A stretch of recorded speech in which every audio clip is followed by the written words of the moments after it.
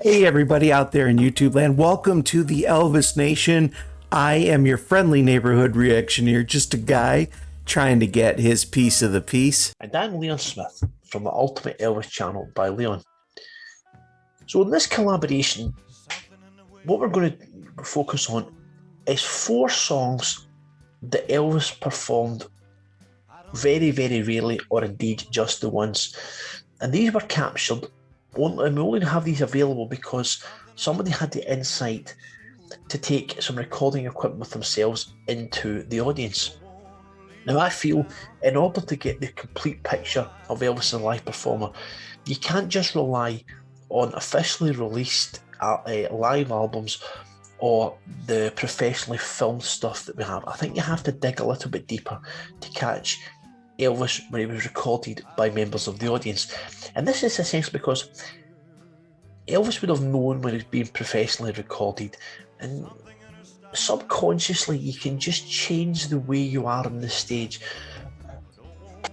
without realising, because you know you're being professionally recorded. Now that may or may not have been the case, but I think to get the full picture you have to delve into audience recordings. So these are 4 very, very rare audience recordings. So once Brent's reacted to each of the 4 songs, then I'll come back in and give a little bit of trivia and a little bit of background to what you've just heard. Back to you, Brent. We're going to start off with some Johnny Cash covers, Folsom Prison Blues with I Walk the Line. Let's get to it. I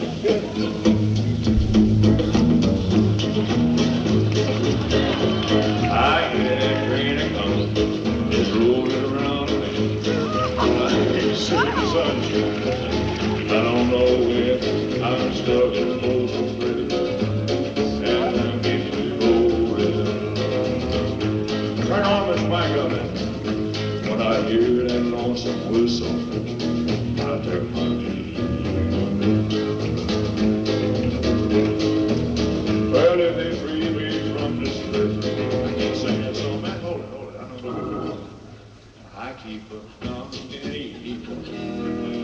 I keep. They gonna put me away, man. I know it's just a matter of time, boy. I keep a close watch on this mouth of wine. I keep my blood open all night. At the end, I'll fall down in mine. Because you're mine, I walk the line. I find it very, very easy to be true. Oh, man. I find myself alone each day through. I must admit that you're because you're mine. I walk the line. Because you're mine, I walk the line. That's it, man. That's all we know of this song. No, I like that. I don't know why this thing's run all on, but no. I am one who loves that kind of stuff. Some people don't like for example, I remember when that Beatles anthology came out, people didn't want to hear, studio outtakes or original cuts. I love that behind the scenes madness. I love that raw and gritty, those kind of screw up moments, and even where you could be jocular and having fun with it, having fun with the audience. So take it away, Leon, my friend. After the MGM cameras stopped their principal filming for That's the Way It Is, at the conclusion of his 13th of August 1970 dinner show, Elvis understandably seemed to become much looser and relaxed in subsequent shows that August. Many of the songs recorded in Nashville the previous June were dropped, and although some of the newly introduced songs such as You've Lost That Loving Feeling, I Just Can't Help Believing, and I've Lost You were retained for the remainder of the season. Elvis introduced to his live show a quirk of introducing himself as someone other than Elvis Presley, and throughout the years these included Glen Campbell and Wayne Newton amongst others. But throughout 1970 and much of 71, however, it was commonplace for Elvis to introduce himself as Johnny Cash, a fellow graduate from the Memphis Sun Studios. This false introduction was often followed by the guitar intro to Walk the Line, and at most Elvis would sing the first line of the song before carrying on with the show as normal. Now, Elvis began his midnight show on the 14th of August 1970 with the usual That's Alright, I Got a Woman and the Mystery Train Tiger Man medley. And then came his customary Good evening, ladies and gentlemen, welcome to International, I'm Johnny Cash. But instead of then heading straight into the next song, after a false start, he starts singing Folsom Prison Blues. However, if Elvis was not completely familiar with the lyrics, he stops the song short, but then immediately gives a more than fair rendition of another Johnny Cash song, Walk the Line. The unrehearsed and spontaneous nature of the performance is obvious, and it is to the band's credit that they follow on so well. Almost everything about this recording is unusual, but Elvis gives almost a minute and 3/4 of pure fun. And if you've never heard that audience recording before, go back and listen, because even now you're still in for a rare treat. Okay, thank you so much, Leon. I'm telling you, this guy, I mean, very eloquent, very Elvis passionate. I'm just telling you, he's an emissary from Elvis's legacy to all of us. Thank you so much, Leon. We're going to move on to the next number. This is Sweet Inspiration. The old ladies that open our show tonight. I don't do nothing personal, girl. They really live up to their name, ladies and gentlemen, the Sweet Inspirations. You understand? I gotta have a sweet inspiration. Ooh.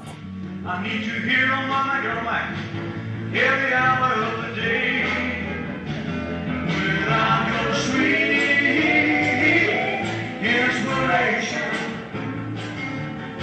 the lonely hours of the night just don't go my way. Oh, can love be sweet inspiration? And that's alright, you know, that's alright with you. With a sweet inspiration, yeah. We know that just ain't no telling what the satisfies to all minds do. Wow, short and sweet. I mean, that just blew on by. And so I guess a lot of his concerts, there were like, you know, full drawn out numbers, and then some that were just kind of almost like playing with it. I'll give you a minute and a half of this, enjoy it. And they pack a punch in that minute and a half. I actually thought that was actually a pretty clear recording. I mean, of course, it's not like enough to a quality to release like a live album version of it or anything like that. But for someone just smuggling in recording equipment at that time period, oh yeah, big time, man. And I don't know, I just love it. I felt like I was like sitting right next to that person. I mean, this is just, and even if it's a minute long, it's like in Elvis years, it's like you get a whole universe within that short amount of time. Everything he does, you feel like you've gone on a journey, even though if you look at the timestamp, you only were gone for about 3 minutes on average per song or whatever. So I'm telling you what, I just love this. I love it. I love it. I live for this kind of stuff. Now we're going to go and hear what Leon has to say with it. Leon, take it away, sir. During the band introductions in Las Vegas on the 20th of August 1970 at the Midnight Show, Elvis embarks on a spontaneous and genuine heartfelt tribute to his female backing singers. The Sweet Inspirations were founded by Emily Sissy Houston in 1950 and had some success as an R&B girl group throughout the 50s and 60s. On his return to live performing in 1969, Elvis added the Sweets to his live band as his female backing singers. Sissy Houston would leave the group after the first Las Vegas engagement, but would forever be enshrined in Elvis folklore, as it was her soprano which sets Elvis into uncontrollable laughter on the 𝐼𝐿 Tonight laughing version. A soprano would not join the Sweet Inspirations as part of Elvis's group. Instead, Elvis would appoint his own soprano, firstly with Millie Kirkham and then with Kathy Westmoreland until the very end. But the Sweet Inspirations themselves would join Charlie Hodge, James Burton and John Wilkinson as being the only ever-present band members at every single Elvis Presley live show, between the 31st of July 1969 and the 26th of June 1977. And thank you very much, Leon. We're going to now move on to a track that was only performed once. And we're about to hear that. You Can Have Her. Okay, 1974 afternoon show.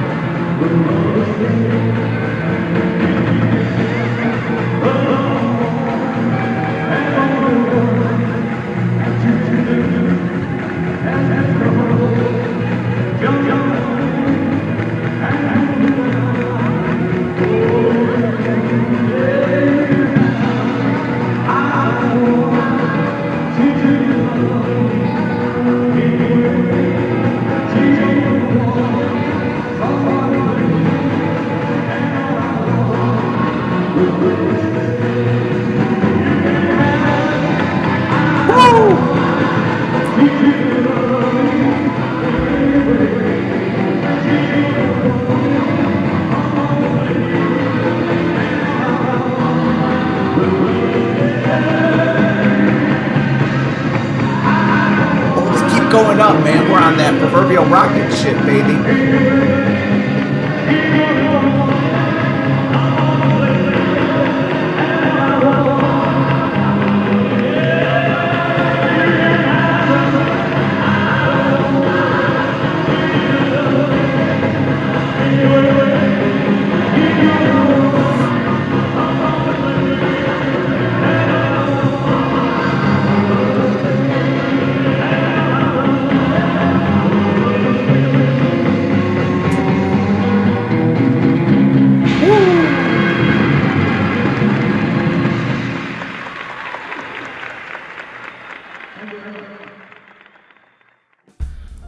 Okay, was that a theater or was that a kitchen? Because there was some mad wizard cookery going on there. A lot of steam erupting, man. And almost a couple of grease fires, too, because that was hot. I mean, I'm talking about shattering that thermometer glass hot. And it's actually, believe it or not, that muffled effect from someone's recording device actually kind of, to me at least, added a unique accent. Now, a couple complaints. Did you hear a couple people talking? You're seeing Elvis. Why are you talking with your friends? What the heck is... Okay, maybe that's just not me, though, man. I can't... If that's your bag, that's fine. And I think that's an outdated term. That's your bag. But I don't get that. You're seeing an amazing artist who contributed something phenomenal to culture in music that was in some ways unprecedented, and yet you're just going to gab away. And I've heard that on one of the other cuts too. And my second complaint, why didn't he include this as part of his normal set? Well, I'm going to tell you what, I flap my gums enough. We're going to actually hear it from the expert himself, Mr. Leon Smith. Take it away, good sir.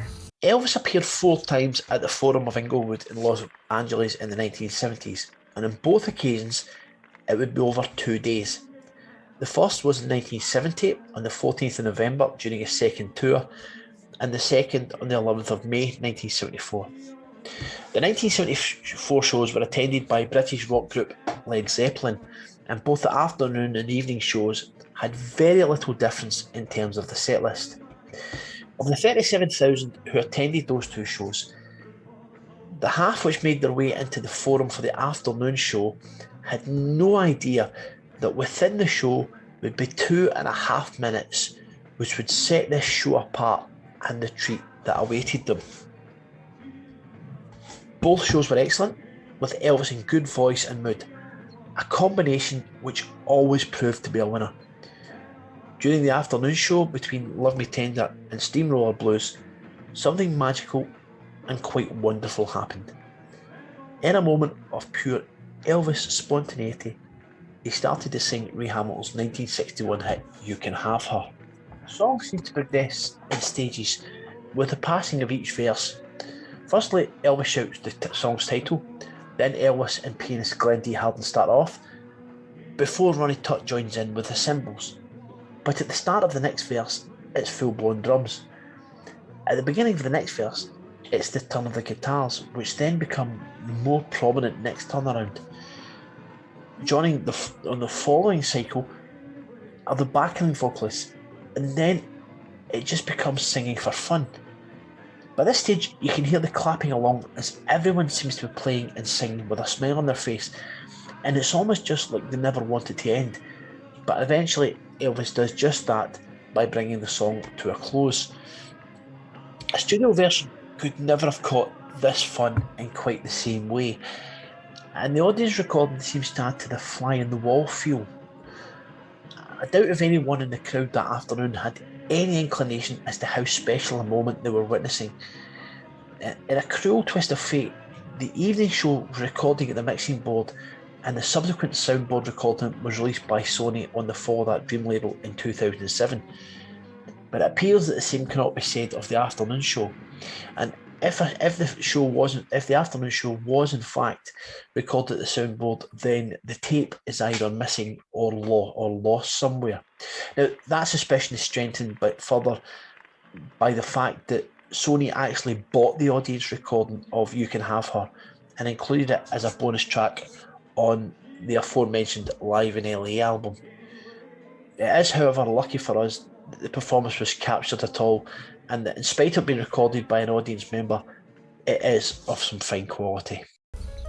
Okay, thank you very much, Leon. Our final number in this installment is actually a take from a musical. So when I heard Elvis tackling Rodgers and Hammerstein, I'm like, okay, this should really be interesting. You'll never walk alone.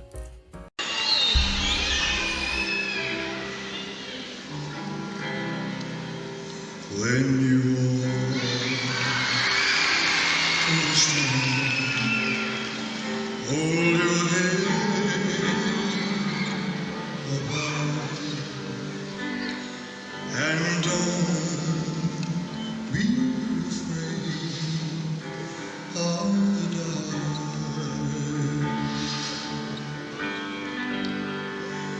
At the end of a storm, there's a golden sky and the sweet silver song of love. Walk on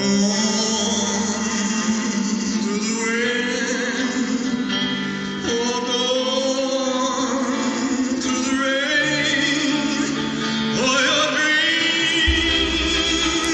be tossed and blown. Walk on,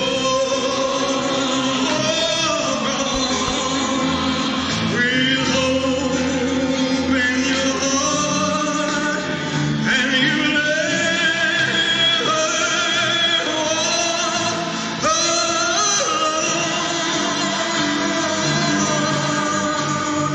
You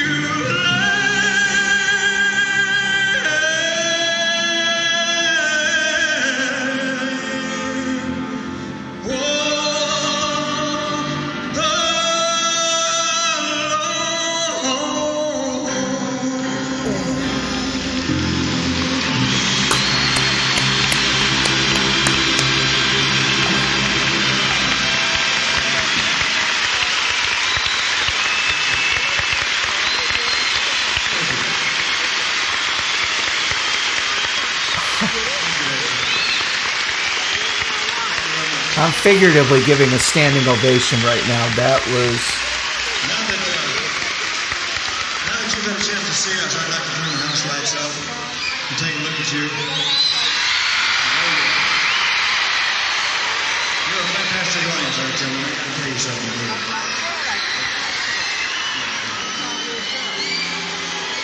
Thank you. Thank you for the sign. That was very nice.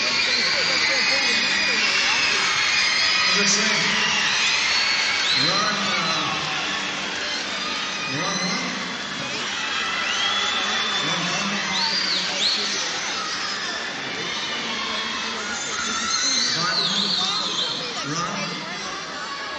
Run comfortable. Run comfortable. Run comfortable, yeah. I know what it is. Angela loves Elvis. Elvis loves Angela. You put playing up there 𝐿𝐴 in such a high key, it's unbelievable. That voice of his. Did you notice that when he was singing, everyone went quiet? Now, when I first started listening, I'm wondering, okay, is it one of those smaller venues, very intimate performance kind of thing? So you're not going to hear a lot of, but when he ended the number and turned the lights on everybody, the applause was just rolling thunder, okay? Which meant that during him singing, his voice captivated people so much that you could have heard a pin drop in there. Boy, do I hate cliches, but sometimes they're so appropriate. Oh, wow. And you know what? Also another thing, the fact that he covered a song from a musical with such eloquence and grace and fervor, it really also added to the truth that Elvis was nobody's one-trick pony. He could have done, he had just his range of material that he could cover was endless. And now we're going to turn it to Leon and hear what the great Leon Smith has to say. Take it away, sir. Although Elvis won 3 Grammy Awards during his lifetime, it's little known that he was also nominated for a further 11, including one in the Best Second Performance category in 1968 for the studio master of this very song. You'll Never Walk Alone was written by Rodgers and Hammerstein for the 1945 musical 𝐿𝐴, and Elvis recorded his version on the 11th of September 1967, and it was in fact the last of 7 songs recorded that night at RCA Studio B in Nashville. Despite its Grammy nomination, in the UK the version recorded by Gerry and the Pacemakers is probably the better known, especially after it was adopted as an anthem by 2 of the world's biggest football clubs, Liverpool and Celtic. Despite being released as a single and achieving a Grammy nomination, it would take over 3 years before it would make it onto an album of any sort.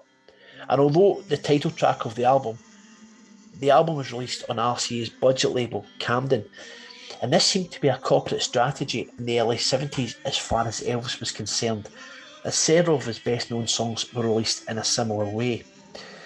So this, with Elvis at the piano, and recorded during the evening show in the Nassau Veteran Coliseum, Uniondale, New York, on the 19th of July 1975, is the only known live performance of You'll Never Walk Alone by Elvis.